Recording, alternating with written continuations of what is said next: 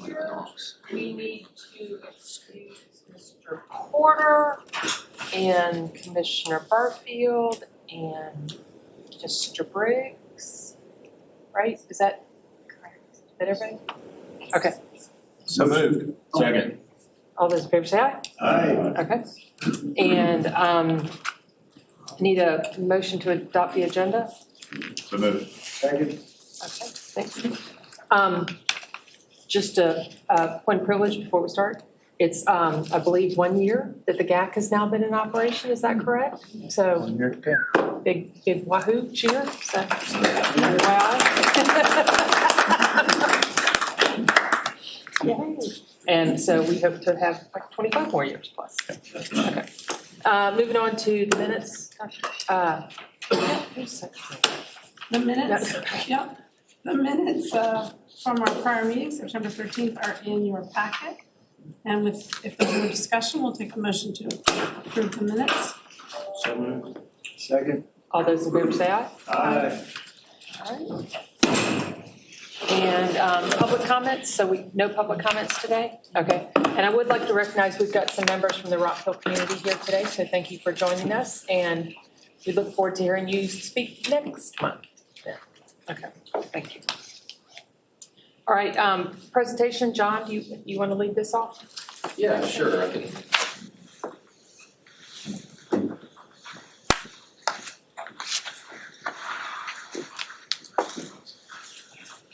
So we completed our FY23 annual comprehensive report, and we have our auditor here to give the presentation that's required by the Local Government Commission on the results of the audit. So this is Leanne.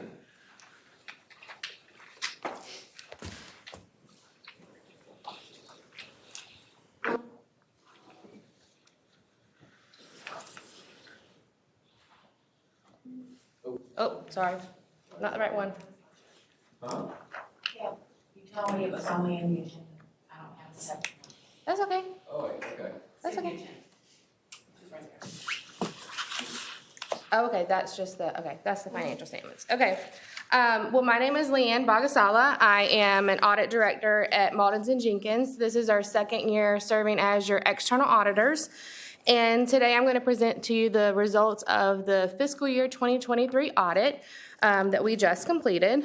So I am going to give you an idea of who your engagement team is, just so you get familiar with some of the names. We have the exact same team as last year. And then I'm going to go over your audit opinions. You have a couple audit opinions, so I'm going to go through each one. And then I'm going to go through some required communication that we are required to present to the board. And then definitely open it up for any questions. If there are, you can actually ask me questions at any time. That's fine with me too. So Malden's & Jenkins is a top 100 firm. We've been in the industry for over 100 years. We are currently in 6 states and we have 13 offices. And I'm based out of the Raleigh, North Carolina office, which opened up in October of last year. So we just celebrated our 1 year. But altogether, the Malden's & Jenkins serves over 650 government clients for their fiscal year 2023 audits. In your engagement team this year, I served as your engagement director. I ultimately signed your audit opinions. I was part of the audit team last year. Tim Loyne serves as your second partner. He's actually called an EQCR partner. So he does a check behind me to make sure I crossed my T's and dotted my I's. And Jack Wood serves as your senior associates. And there was a couple other staff that were involved in the audit as well. In terms of your audit opinion, so the first audit opinion you see in your financial statements is an audit opinion over the financial statements themselves. As part of that audit, we consider the internal control structure of the authority for the purpose of expressing an opinion on the authority's basic financial statements, not for the purpose of expressing an opinion on the effectiveness of internal controls. Our audit is performed in accordance with generally accepted accounting principles of the United States and government auditing standards. Our objective is to provide reasonable but not absolute assurance that your financial statements are free of material misstatement. But ultimately, your financial statements are the responsibility of the authority's management, For your first audit opinion, you received an unmodified opinion, which is a clean opinion. It's the highest level of assurance that we can provide that your financial statements are presented fairly in accordance with generally accepted audit standards of United States of America. So first opinion was clean, in summary. Your second opinion that we give you is an opinion over government auditing standards, generally called a yellow book opinion. That's in the back of your financial statements. That financial statement or that opinion basically tells you that we test the authority's internal controls and compliance with laws and regulations. But the report isn't intended to provide an opinion on the internal controls, nor is it intended to provide a legal determination of the authority's compliance with laws and regulations. That actual opinion is performed in accordance with government auditing standards. You got a clean opinion or an unmodified opinion for your yellow book report. In addition, as part of the audit, not only do we audit the financial statements, we also take a look at your grant. So this year you had some significant grant expenditures. So we ended up testing 2 of your federal programs, the Clean Water Drinking Program and the ARPA funding. And we do a lot of detailed tests. Just to give you an idea, we have to figure out what is the grant. And there is compliance supplements out there that tell us exactly what the federal government wants us to test. So we tested those 2 programs in accordance with the Uniform Grant Guidance, and you received an unmodified opinion for those 2 grants. Basically, we're saying that those 2 grants, that the authority is compliant with the requirements of those grants, and we found no significant deficiencies or material weakness in terms of controls and compliance with those 2 grants. Again, that's the Clean Water and the ARPA grant. So in summary, you received 3 audit opinions, and they were all clean audit opinions. So the next thing that I have to communicate to you, there are some required communications. The first one is that the authority has significant accounting policies, and those policies are responsibility of management, and they're actually listed in Note 1 of your financial statements. They have not changed from the prior year, so I will note that they are the same. Your policies that that the authority has is in accordance with generally accounting principles. We found no issues with the authority's policies in place. Also, when you're reviewing your financial statements, you should note that there are some estimates or judgment used in some financial line items, and those estimates are derived by management, and sometimes management uses an actuary to determine some of the amounts on their financial statements. The biggest estimates that are included in your financial statements are the allowance for uncollectible accounts, depreciation, amortization, and then all of the financial statement line items related to OPEB and pension. So your OPEB and pension are actually actuarially determined. As far as our relationship with management goes, we got full cooperation from management for the audit. Everything we asked for, they gave it to us. There were no disagreements with management in terms of any accounting issues or any financial reporting matters. As part of the audit, we do require that management writes or signs a management rep letter. That is typical in all audits. You actually have to give it to me before I will hand over your audit opinions. Also, we are not aware that management consulted with anybody else. So they were basically no consultations where they went outside of asking Maldon's and Jenkins financial questions, except for when actuaries are used, because I am not an actuary. There are no other significant issues discussed with management. In terms of your audit, we did have the trial balance that we received, or the general ledger that we received from Cape Fear. There were no adjusting journal entries made to it after it was received by the auditors. So basically what they gave me is what I audited, and I didn't change it. So very, very clean books and records. There was one past audit adjustment. So a past audit adjustment is where the authority and I agree that there is something that could be updated in the financial statements, but it's not material enough to be posted. And so we passed on one journal entry, and that happens from year to year. It's basically determined to be immaterial. As far as the financial disclosures go, there are a lot of disclosures in the financial statement, and just our review of the disclosures, we believe that they are neutral, consistent, and they provide clarity over the financial statement line items. And the last thing I'm required to tell you is Malden & Jenkins is independent of the authority. And we do go through a lot of independence questionnaires and surveys throughout the year to make sure that nobody at Malden & Jenkins has an independence issue with Cape Fear. Okay, there are two pronouncements that I want to make sure that you are aware of that are coming up. The first one is GASB Statement 100. It's related to accounting changes and error corrections. That will be applicable for the next fiscal year. And then also there is a GASB Statement 101 related to compensated absences, and that will be applicable fiscal year 2025. So a couple things that are in the horizon, but I don't see them having a material effect on the financial statements. There are a couple GASB projects that are out there. I will not bore you with the information of every single project, but there's just a lot going on, a lot of change coming down the pipeline. The first one is a reexamination of the financial reporting model.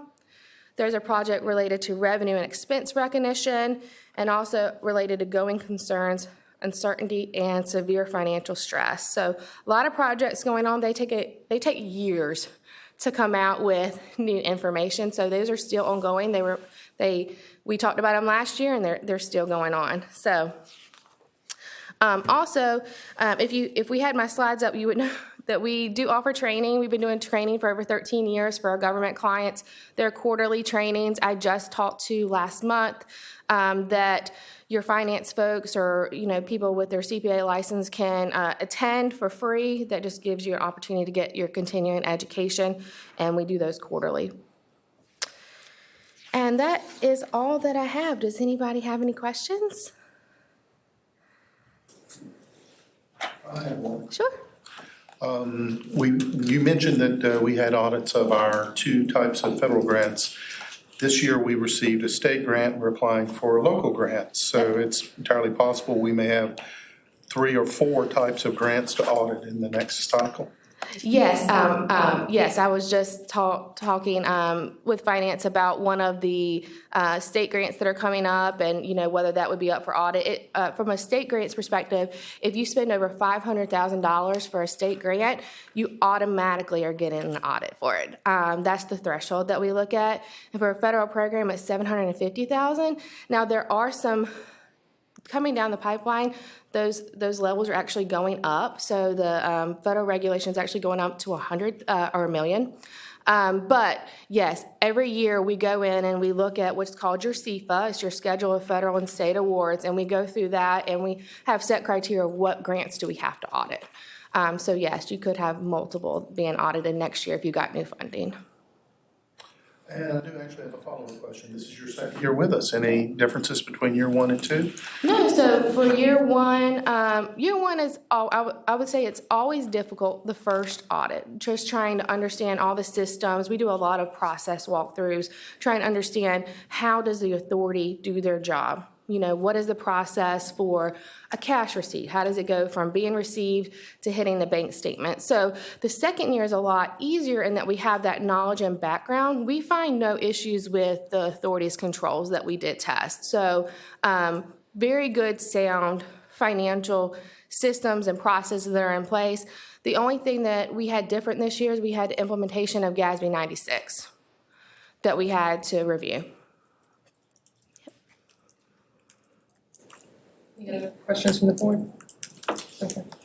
Thank you again to the finance, John and Julia and your team. Very good audit opinion, and we appreciate the assistance and look at our books. Yeah, we go through that. Sounds great.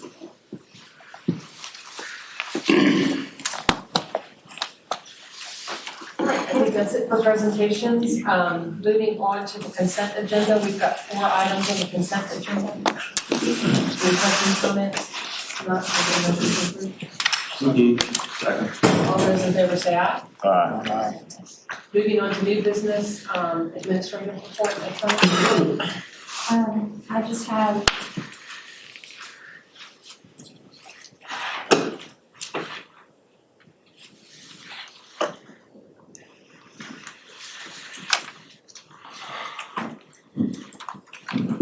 I just have one item relating to the Residential Connection Pilot Program. As you will recall, this item was tabled from last month's meeting. We have met and worked with staff from New Hanover County to reformat the interlocal agreement into a pilot program that will serve the Rock Hill community for its initial term. The terms of that interlocal agreement, including an exhibit showing the location of the pilot program, are included with your agenda. If anyone has any questions, I'll go ahead for We need a motion to approve. motion to approve. The amended ILA. Correct. Motion and a second? And I was commenting that I'm glad that the county can step in and make this specific for this one community. And hopefully we can do some other great things as well, but step in the right direction. Good start. Yep. And just as an update, the prioritization study interlocal agreement will be planned to be presented at the board next month. So. If I might take a point of personal privilege, I want to thank Nicolette and Assistant County Manager Jessica Loper, who is in the audience, for their work in moving this forward and bringing this to a conclusion. Thank you very much. All right, we have a motion and a second. All those in favor say aye. Aye.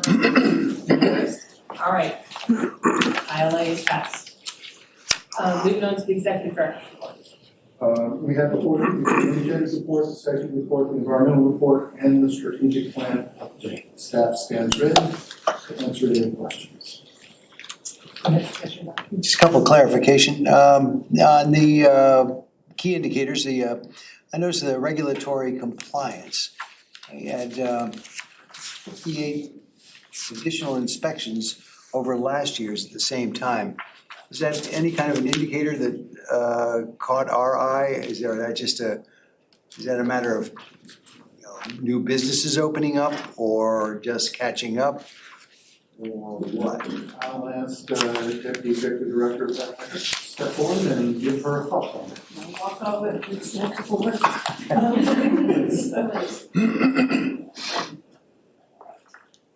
Last year, we had a changeover in staff. We had a promotion into our sustainability side and promoted from the lab, so there was a training time period. So it took a little bit to ramp up last year. So this year, all 4 of our compliance officers are full steam ahead, so that's what we're going to do. So that number will vary because people here have been in the restaurant business. They open and close, so it will vary, but usually not that much. Thank you. Second question is about the vacancy and turnover rates. They seem to be a real spike, especially in the vacancy, up to 8.1%. Yes, I'll ask our HR Director, Will McCoy, to step forward and give some thoughts on that. So the vacancy rate number that you see is somewhat increasing is a result of some internal transfers. So that number, the vacancy rate number, is based off total positions vacant. And so what we're seeing is a higher number of internal moves and transfers, often promotional opportunities for employees. But what that does then is it opens another position, right? And so then those total number of positions ultimately don't necessarily decrease. So not a bad thing, because we're seeing employees be able to move around and get promoted, but it does affect that number and causes the vacancy rate to continue to be higher. So Lori, how's the pipeline? Do we have interest in backfilling those now empty positions? Depends on the position. We have some positions that the pipeline is great. We get an extensive number of applications for. There are other positions that are harder to fill, things like any position that requires a CDL, for example, harder to fill. IT positions, harder to fill. So it just kind of, it varies, just depends. Is salary, money the issue? Not always. Sometimes it truly is, sometimes it's money, but sometimes it's also just the reality that our unemployment rate is low. And so the pool of available talent is just shallow. and particularly in certain areas, such as IT is a good example of that. And so when you just have a shallow pool, you're trying to source from people oftentimes that are passively looking for work, meaning that they're not unemployed and looking. So that just makes that a little more challenging. Are you recruiting outside the area at all? Yes. Such as? Depending on the position, so again, IT is a good example of that. We try to do a nationwide search, and oftentimes we're utilizing multiple web-based resources, but we may also use an external recruiter that can also help us source a little better on things like LinkedIn, things like that, that we don't necessarily internally have the ability to do. So just depending on the position, we do that as well. Thank you. You're welcome. Piggyback on that, what's our relationship with Cape Fear Community College? Good relationship with Cape Fear Community College. We currently utilize them and spend time in areas such as their CTech High School program, their chemical program. We typically go visit every class that's coming out of there. If you're familiar with CTech, those are students that are generally coming out of high school and looking to go into the workforce. So we're often trying to recruit from there to positions that we can train for, things like our water and wastewater trainee programs, things like that. We also typically, because CDL is an issue, the truck driving school that Cape Fear has, we visit there. One of our foremen, if you guys are familiar with Lewis Smith, he's amazing, loves to talk about his position. He often goes out there and takes one of our Vector trucks and shows the CDL class, and so that we can recruit from there as well. So we try to join them in a number of things that might help us kind of pull a pipeline in. Specific training that can actually tailor fit something for the Yes. organization. And at times, the state will have to provide resources for that. Yes. Absolutely. I'll add that we're in hopes of final a few sessions of interviewing the workforce development manager, which will bring additional resources to the issue. And again, I'd like to thank the board for its foresight in expanding the education tuition contributions that we offer. Not only will it allow us to identify and lift up within our organization our next generation of leaders, it is a recruiting tool also. So that new position will have that tool to try to tackle this problem. Can I ask a question? Do we have trouble sometime with our employees jumping ship and going to a neighboring similar use? I know that we have that issue with police and fire. We train them, spend great deals of money training people, and then for $1,000 more a year, they'll go across the river or wherever. Sometimes, not always. We try to watch, so for example, our water and wastewater operators, because we have a trainee program, we bring people in that have no training whatsoever, and we train them from the ground up. So we work very hard to try to keep them, right, we've put a STEP program in place for that reason, to try to help move them into the range, to retain them. We watch really closely, as just using them again as an example, our surrounding Brunswick, Pender, Onslow County, where we might most likely lose those candidates. And we watch those compensation around our area as well to try to make sure we're staying competitive. The other place that we are more likely to lose someone is our electricians. They are just extremely high demand right now, and it's hard to find them. And so we have done a couple of things where internally, and you may have already heard about this in some other meetings, where we've actually created a training program to help train electricians. And that has been very successful, but then we got to retain them and hang on to them. So it just depends. Yes, ma'am. Thank you. You're welcome. You have entrusted myself and Lori with a lot of authority to try to retain teachers.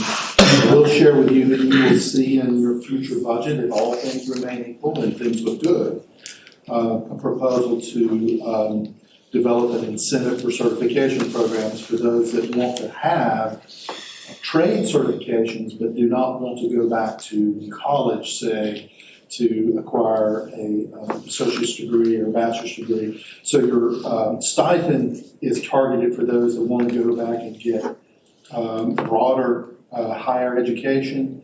A incentive for certification program will be targeted to those that want to improve their trade skills. And we think that is the last missing tool in the toolbox that other utilities have that we don't currently have. It'll be a proposal in the budget that you'll see, and we'll see if we can fund it. We have a direct a direct connection with Cape Fear Community College for some of those trade programs? And again, this position that we're interviewing for now will have a hyper focus on strengthening those relationships and looking within our workforce to build people up as well as recruit people.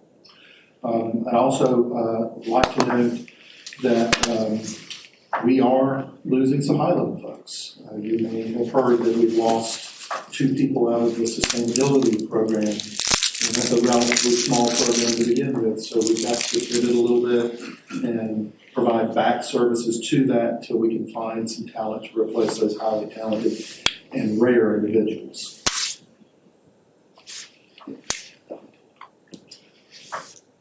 Thank you all for the comments on the executive director's report and the feedback. Moving on to committee reports. So starting off with the executive committee. The executive committee met last week, October 4th, and the minutes from that meeting are in your packet for review. Long range, I don't believe, long range. Is late, there's no report. Okay. Then moving on to finance committee, I'll fill in for Wes. Finance committee met last week as well, October 4th, and those meeting minutes are in the packet as well. And we'll have our monthly financial update.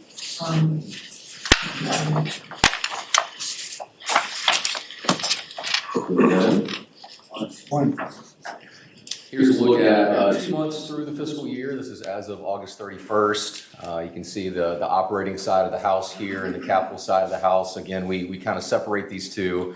From a budgetary standpoint, they just work a little different. This is kind of an annual budget, and any unspent budget expires, it lapses. With the capital budget, it's a continuing budget, it's a perpetual budget. Once that money's in there, it's in there unless you as the board makes a decision to change it downwards. As far as the operating side of the house, our expenditures have exceeded our revenues by about $12.6 million. It's kind of a thing that we talk about every year. Our largest debt service payment happens August 1st, and so our revenues roughly come in equally during the year, but we have this big lump of debt service that happens on August 1st. So that's reflected in there. On the capital side of the house, we have our revenues exceeding our expenditures by about $4.1 million. That's mainly due to, if you'll remember, there's a component of the rate increase this year that is deliberately being set aside to provide funding for Southside. And the plan is to do that over a number of years to reduce that debt service that's going to kick in once we borrow for the Southside project. We went ahead and moved that $4.23 million over, and that's reflected in this $7.3 million. It moves up here as a revenue source. So it comes in as operating revenue here. We kind of subtract it out, and it moves over here as a capital funding source.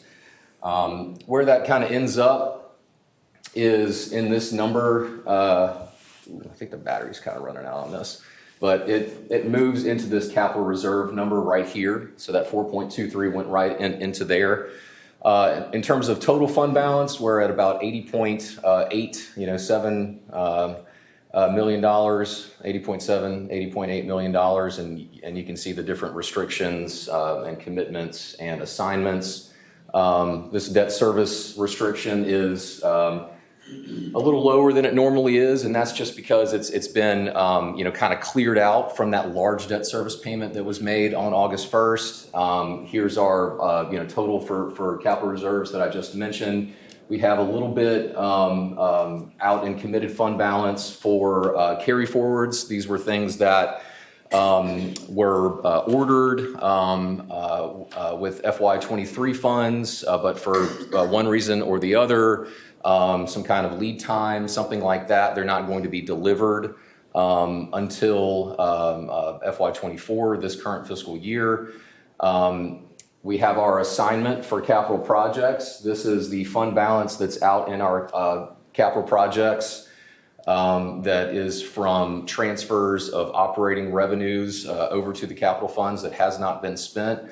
This reflects the $19.5 million in PAYGO funding. We go ahead and kind of move that over at the beginning of the year. So that 19.5 is reflected in this number. This number will come down as PAYGO projects spend during the year. And then finally, we have our assignment for other post-employment benefits. There was employees that came over from the city and the county that were entitled to healthcare benefits once they retired.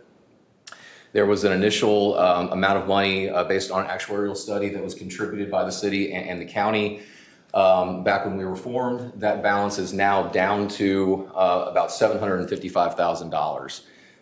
If you were to look in your annual comprehensive financial report, you can see that the OPEB liability is just under $7 million. This will come up later in the presentation on the surplus that I'm going to give. But just wanted to kind of run through those commitments and restrictions and different assignments of fund balance. So as it stands now, our unassigned fund balance is at $41.3 million. And I will be happy to answer any questions. Question for you, what is your total debt? Total debt right now, I think it's about $270 million or so, something like that. And that will significantly increase in the next couple of years. With Southside, we have a couple of loan projects that are in the works, and probably looking at a smaller revenue bond issuance coming up in maybe like the next year or so. So that should increase here in the next couple of years. So the debt policy, we have a kind of a rule of thumb debt limitation, and it's based on the debt to capitalization ratio. So what that does is it takes and that's actually in your key indicators report, but what it does is in the numerator, it takes the outstanding debt, and in the denominator, it's the depreciated historical cost of our capital assets, or our infrastructure, basically. And what the debt policy says is we can't issue debt if that issuance would cause that ratio, that debt to capitalization ratio, to exceed 45%. Now, where that came from is it was kind of derived from just a mathematical formula for debt service coverage. So that's really designed and targeted to achieve a debt service coverage that's between 1.6 and 1.8 times. And that's what the credit rating agencies want to see. We have a very high credit rating. It's AA+ for Moody's. That's just one notch under AAA, basically, which is really, really good for a standalone special purpose government like us. You generally don't see governments like us with AAA ratings. That's normally reserved for governments with general taxing power, which we certainly don't have. So that's kind of where that ratio was kind of geared towards, was making sure that we maintain that very high bond rating. And that's formalized in a written policy? Yes, sir. Thank you. My memory serves me right, I think there's less than 20 utilities nationwide that have Moody's AAA or have the triple, which Moody's is typically the most difficult to acquire.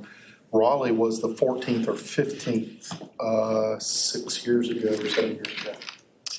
And those are generally associated with, because Raleigh Water is part of a larger city that does have general taxing power. So, worst case scenario, if the utility fund ran into some problems, they could transfer money over from the general fund. We don't have that flexibility, if you will. To accomplish that, I think you'd have to have much, much more money in fund balance than you would be comfortable holding in fund balance. 3 or 4 years worth. John, a general question. I know we did very well with the state budget.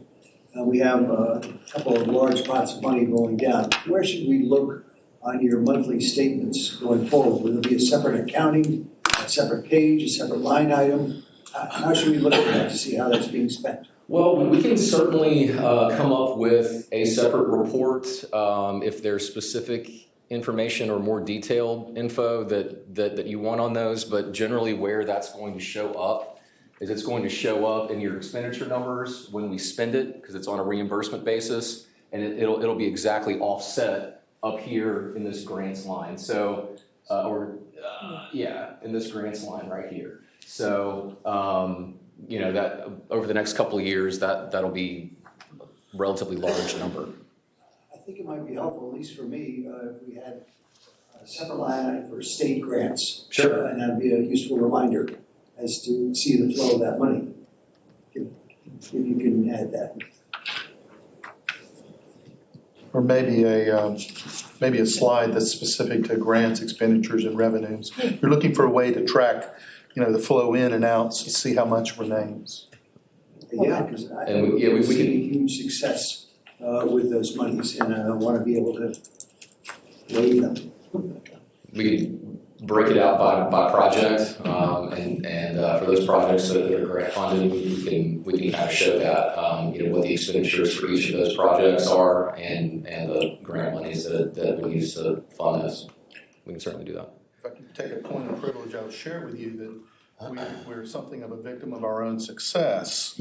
We have the blessing of all these funds coming into us from various sources, but we still have the same number of staff to try to implement those projects and track their expenditures. So a short time ago, I authorized repurposing of our executive director, deputy executive director position that we held open, that Mr. Frank Stires had, reallocated that to Carl's team to reallocate in support of engineering specific to these grants and projects. I've also authorized the exploration of program management, which is another way of saying outsourcing services. And I'd authorize it both on the engineering side and on the finance side to support these activities. Thank you.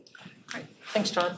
Okay, so we have 2 items to bring before the board that were approved by the Finance Committee, but due to the amount, we wanted the board to approve. So, Carl, if you want to go ahead. The first one's a $15 million construction contract award to Carolina Civil Works for the Northern Regional Pump Station and Force Main Phase A project.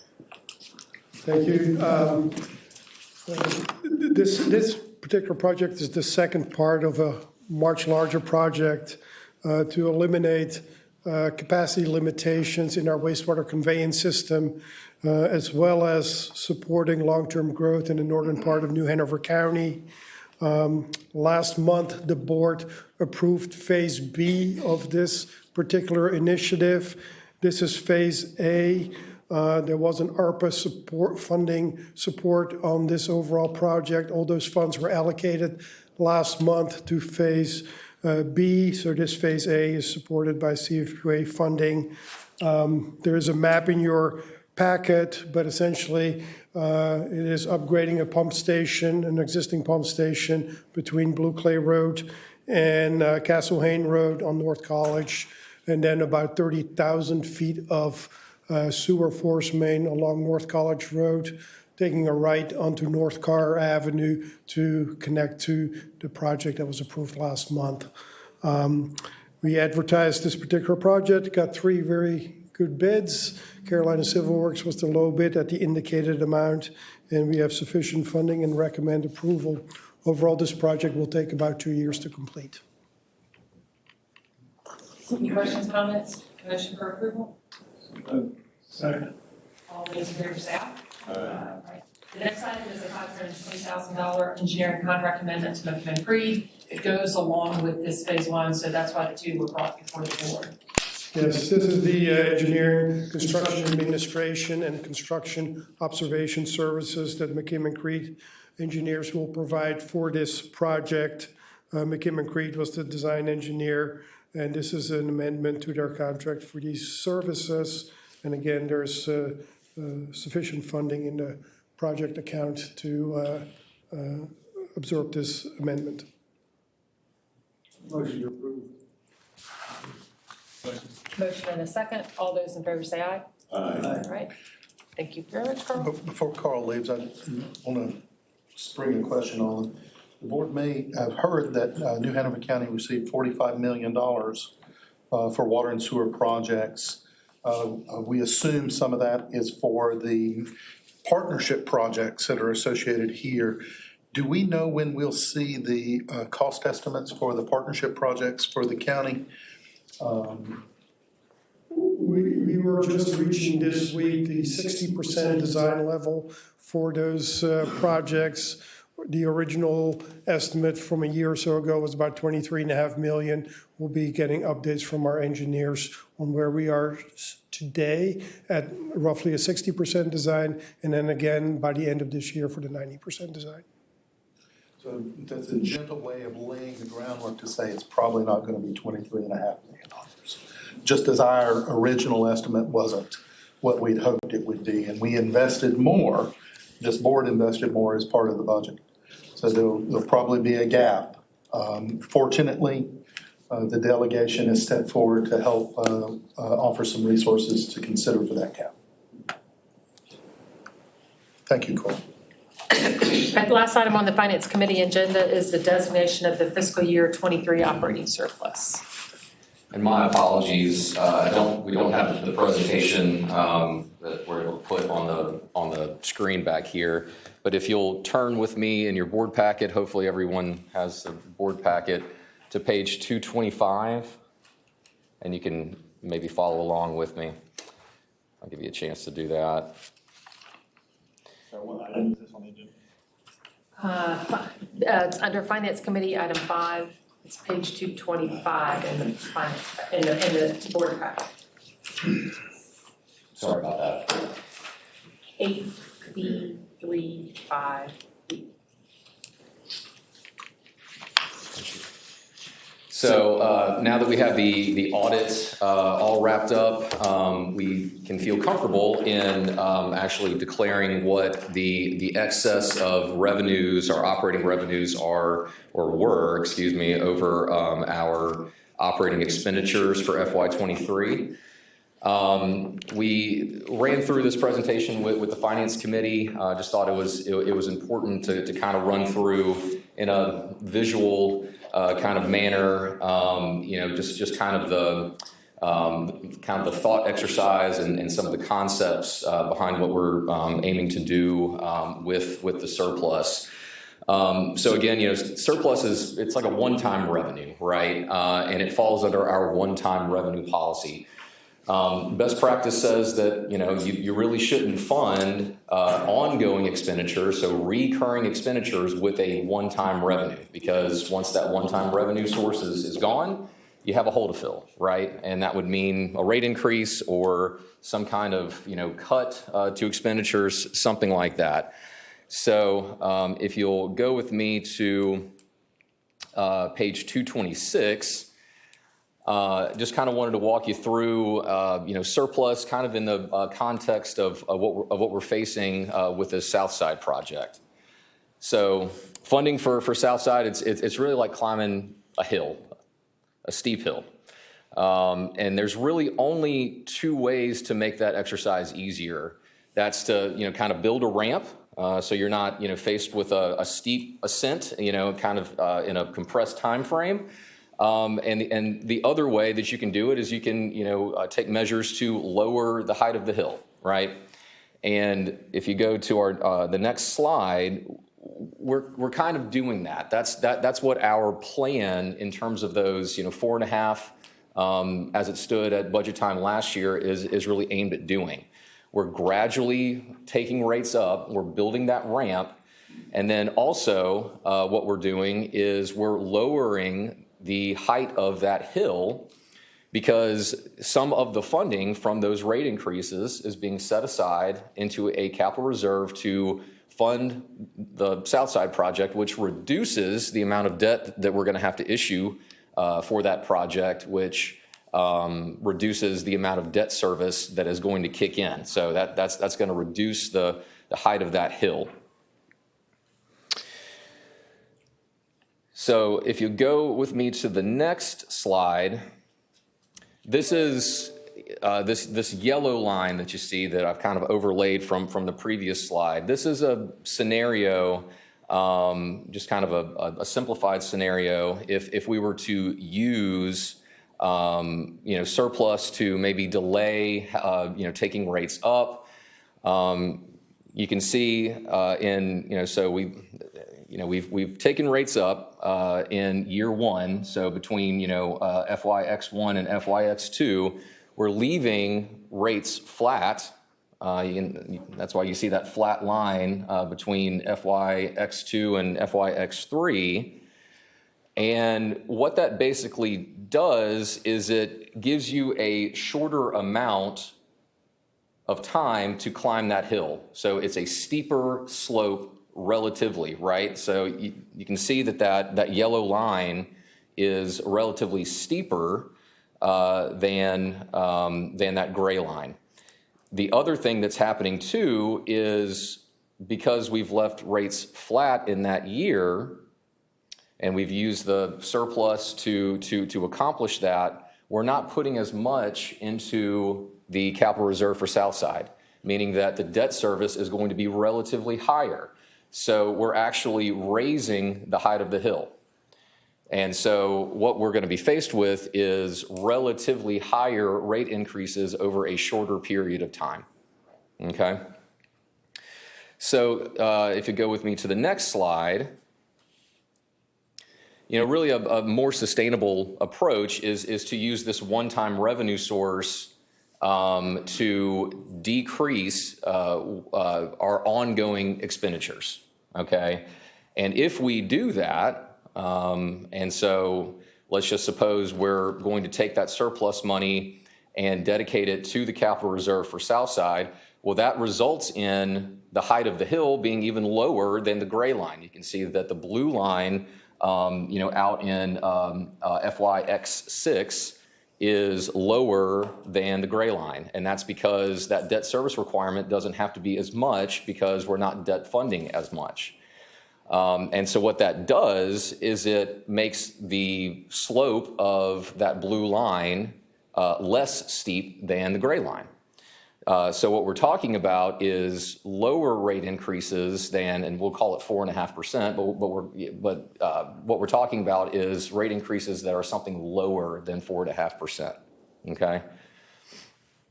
And so there's three ways that we can do that, and these are all in policy. The first option is to pay off debt early, which would reduce our annual debt service.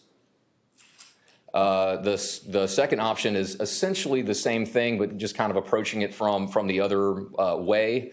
It's to fund a capital reserve that would reduce future debt service.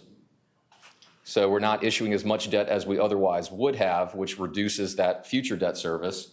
And the third option is to supplement that OPEB reserve that we were talking about earlier.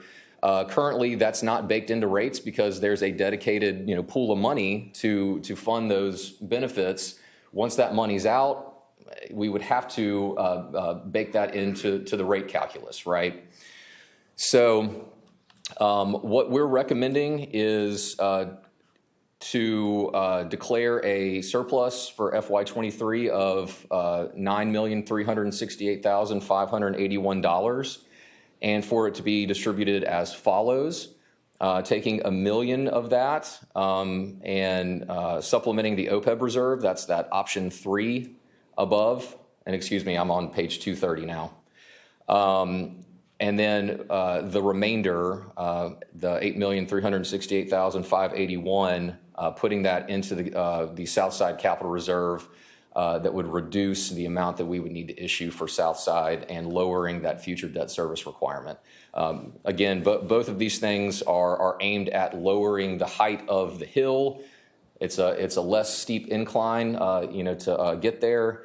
And you may have a question about, why $1 million for the OPEB reserve. We're, based on recent history, we're probably running about $350,000 to $400,000 per year in benefits for the retirees that came over from the city and the county. So this really buys us, it certainly doesn't take care of the entire problem. Our, kind of discounted to present value number for OPEB is just under $7 million. But this would certainly buy us several more years. We have about 2 years left right now as it stands, and this would buy us another 3 years. This would put us kind of, past that big hump that we're going to be facing in terms of the debt service going up for Southside. So it just buys us a few more years, with the remainder going to the capital reserve for Southside. So the recommended action is that the board approve that surplus and distribute it as I've laid out. Are there any questions? Yeah, just a couple of thoughts. I'm sure you've done an analysis on what our historical surpluses have been, 5-year and 10-year. As long as I've been on this board, we've always had a surplus. So it's not a challenge to the thought that surplus is a one-time shot, because I know it varies. But is there, in your mind, or maybe you haven't, do we have a historical average of what it is? I do not have that number off the top of my head, but I can certainly provide that to you, absolutely. Sure, yeah. Last 5 years, have we had a surplus every year? Mm-hmm. So does these assumptions in the chart, climbing the hill and all that, does that assume any surpluses in future year budgets? Yeah, in our rate model, we don't bake in a surplus into the model. If we knew a surplus to factor in, we wouldn't factor it in the first place. If that makes sense. Rates in the model would just be that much lower. So there's certainly something to that. And we try, to the extent that we can, to be as dead on with the number of customers and how those customers are going to consume, which depends a lot on the weather, and it's like predicting the weather and the cost of what it takes to provide this, the service that that we do. So there's a lot of variables, and it's certainly our goal to break even each and every year. What I will say as well is having a surplus is certainly better than a deficit, because what we'd have to do is over some number of years bake into rates some amount to backfill that hole. So we'd be having a complete different conversation and be talking about tacking on some incremental amount to kind of make up for what that deficit was.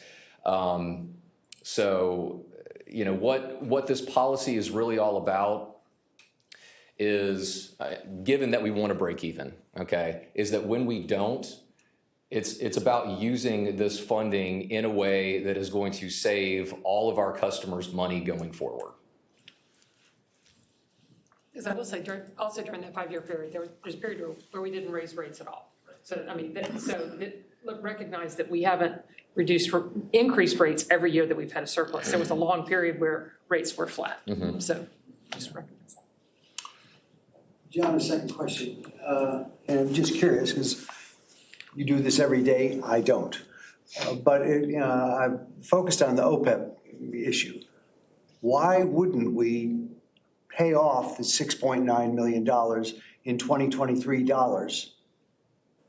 Wouldn't that make some sense, just to kind of remove that liability with some of our surplus dollars? Won't that, in the future, will we gain as a result of that?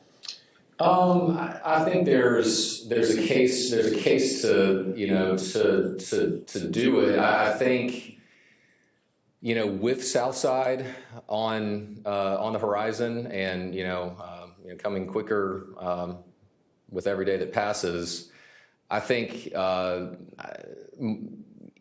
in terms of like a present value problem, there's more bang for your buck doing that.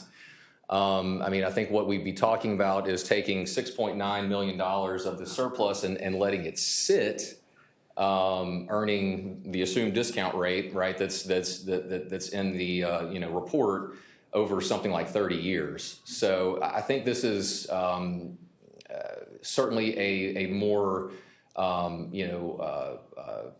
topical use that makes kind of more of an immediate bang, I guess. I would restate that. I absolutely agree with what John's saying. The way I would say it is there's more certainty in what we're going to be spending in the short term on Southside than what we might be spending for the OPEB expenditures. So we're recommending both will need funding. So in the absence of additional knowledge on the OPEB, we're recommending putting more money towards the things that we have some certainty towards.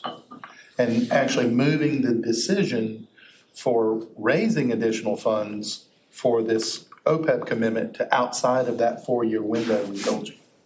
So you only have to worry about one thing within that window. Right, can I get a? View it from all sides, thank you, good defense.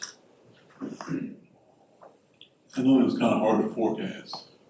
We do it every day in the county, and I've been happy that we've never had a year of deficit. And it's great when you have some extra where you can try to figure out how we can help people with that. As long as we don't get it wrong in the other direction, we're good. John, I'll make one other comment I know I brought up in the Finance Committee, but I think it's worth, at least in my mind, to always kind of hang there. It's those people who will be paying for the South Side who will never see the benefit of the South Side. As we ramp up our rates as we ramp up our rates, there'll be a number of people who will either pass away or move away or will see nothing of it, yet they're being charged incrementally. I recognize that, we're talking about system-wide. Everybody pitches in for the betterment of the system, and that's how we get growth. But it certainly is in the back of my mind every time we look at these numbers, is what can we do to be fair to those people who are here now and our ratepayers today? Yeah, I think that's a great point. And the concept you're referring to is intergenerational equity, right? So the reality is that we will be debt funding Southside to a large extent. So the principal and interest is going to be paid off in future years by those future customers. So the question is okay, let's just assume that we're going to fund Southside 100% with debt. That's the scenario that you're looking at on, what was it, page 226, right? So, the conversations that we had as part of the budget process this past year is, okay, well, we don't really want to, do nothing for the next 5 years and then climb a steep hill, and we were looking at something between a 25 and 30% increase in a single year, to the bill, right? But you make a great point is, by ramping up rates over the next couple of years, yes, that could hit people, and it certainly will hit people that are students at UNCW or that that are going to move out of the service area, but before they see any benefit of the Southside project. But so it's just a balance there. So I think that a large percentage is going to be spread out to those future generations. I think in the meantime, knowing that we don't want to face that steep climb in a single year, raising those rates, those 4.5% increases that we talked about over the next 4 to 5 years is the way to do that. One consideration of that, though, is exactly what you talked about. If I mind, we know that everybody around the table understands the concepts that we're laying out. We're trying to create some visualizations for our audience that are watching us and for audiences that will see a presentation that we'll put together. John and I and communication will try to translate these concepts into more digestible bites, and I'll add it to our outreach. So we want people to understand what is happening. In this idea of intergenerational equity, I'll also have to add to the story. You know, this facility we're replacing was built in 72. So that generation in place, the greatest generation, built us infrastructure knowing that they wouldn't see its total use. And that'll be part of my story is we're benefiting from infrastructure from our parents and our grandparents. And we're going to leave our children, our grandchildren, our great-grandchildren the same good infrastructure. With that, I'm going to take a motion to approve the surplus as presented. Second. Okay, motion second. All those in favor say aye. Aye. Thank you all. Finance Committee. Sustainability Committee did not meet last month, so no updates. All right, and consolidation study update. September progress reports in the packet. We have a scheduled meeting with the town this month, and again, scheduling one for November, discuss the terms and conditions of consolidation. We did get the appropriation in the budget. CFPUA got 17 million, town of Roxbury Beach 8 million. The freighted cost for utility consolidation, and there's a draft feasibility study for review by the end of the week.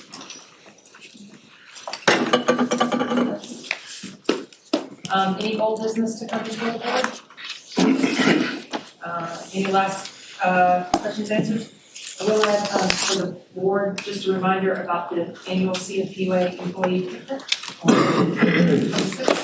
11 to 2 at Longwood Park. Please join and fellowship with the business. Madam Chair, Go ahead. have we sent a letter to our delegation thanking them for their great work?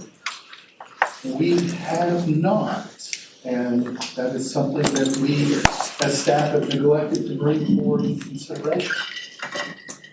But you will, right? We absolutely will. I'm bound and scraped all of them.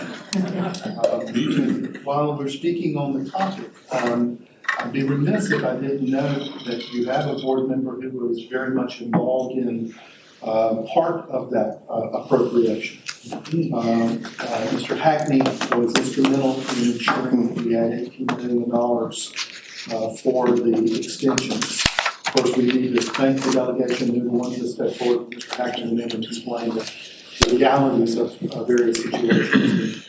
That changed a lot. Thank you, Dean. Good. Ken's being too kind. Basically, all I did was express concerns to Ken and Tyler Newman, who's ducked out of here before he say his name, and they made some calls, and we discovered that there was money in the budget. Senator Lee had money in the budget for these extensions, but we were able to assure him that staff had identified plenty of projects for more money, so the budget went from 10 to I think 18 million.